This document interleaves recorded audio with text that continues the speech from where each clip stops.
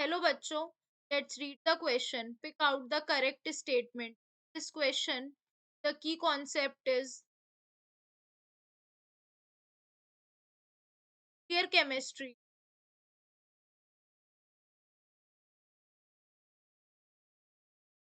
चलिए, अगर हम बात करते हैं न्यूक्लियर केमिस्ट्री की. Nuclear chemistry deals with the nuclear reaction. It deals with the nuclear reaction और the reaction that is happening inside the atoms. That is happening inside the atoms. Basically अब हमें बताना है इनमें से कौन सा स्टेटमेंट करेक्ट है.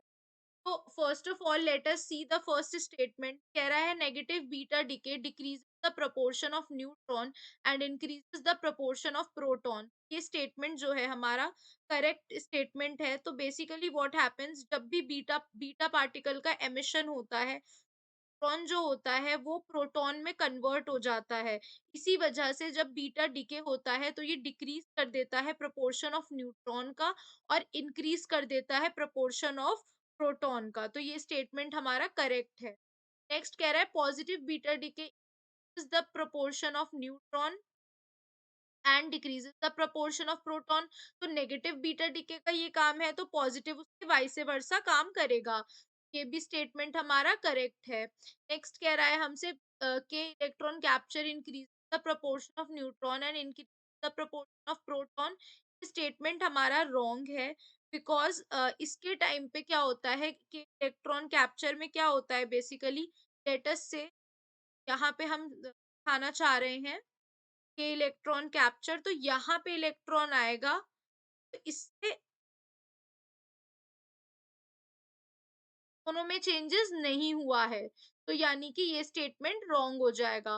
Positron and electron quickly unite to produce photons. ये स्टेटमेंट भी हमारा करेक्ट स्टेटमेंट है, क्योंकि जब भी पॉजिट्रॉन्स लेटस से पॉजिट्रॉन का हम एग्जांपल ले सकते हैं, लाइक 713 फॉर्मिंग 613 और एक इलेक्ट्रॉन इसका निकला. यानी कि ये क्या कर रहा है बेसिकली, यूनाइट करके क्या प्रोड्यूस करते हैं, ये फोटॉन्स प्रोड्यूस करते हैं. तो हमारा लास्ट स्टेटमेंट जो है ये भी हमारा करेक्ट हो जाएगा. से दैट करेक्ट कौन से हैं हमारे, A, B and D. Therefore option number A, B and D is the right answer. You guys understand? Thank you.